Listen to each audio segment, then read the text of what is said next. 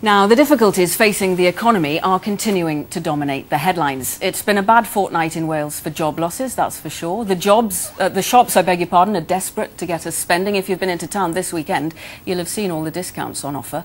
But there's another group that's struggling as well, and that's Charities. There's one on Anglesey, for example, that's seen the value of its investment portfolio fall by £4 million in 12 months.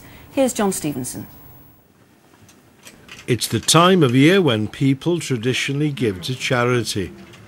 And it isn't just about money in collection boxes. Christmas usually means big business for all the high street charities.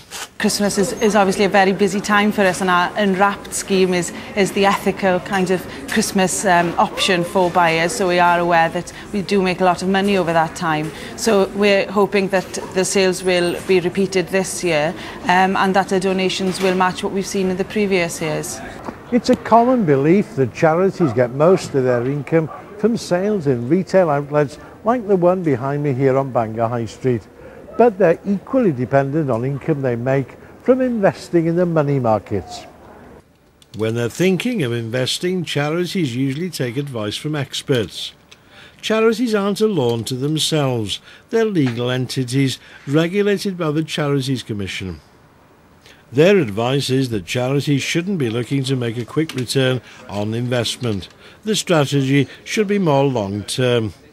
But in the short term, is the economic downturn biting into those investments? Well, I would say particularly for larger funds, it's been quite substantial, because the average fund would probably have had about half of their portfolio invested in the equity markets, and the equity markets have fallen at the worst by close on 50%, so that means roughly a 25% hit for most clients over the last 12 months in that sector.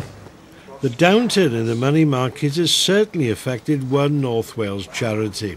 We are not immune to the economic situation, but the encouraging part from our point of view is obviously that the capital value has depleted, but on the other hand, the revenue that is expected to sustain our programmes at the moment. But there was also talk of a shortfall, I think it was £4 million. Well, where does that leave you?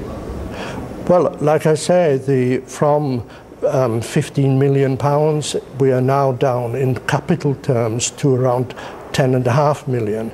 Policy on charities is a matter for the government at Westminster. But what can government, what should government do to help charities which take a hit? Charities are responsible for their own investment. It's their investment, it's their income. Although obviously where there's a major issue arising which might affect a charity, we as a government would like to hear about it to see if we can assist, and we have been working with charities and their representatives to look at those problems. And at a UK government level, I held a summit recently to look at the effect of the credit crunch and of the economic downturn about charities, and we'll be producing an action plan around that in the new year. Regulators and the government too expect that charity investment should be made in a prudent manner. They need to protect their funds for their activities and basically ensure that the money that they have generates sufficient income to both to finance their current activities, but also the activities that they're going to be taking place in the future. Charities provide services to some of the most vulnerable people in the community. The effect of the economic downturn on investment income could well be long-lasting.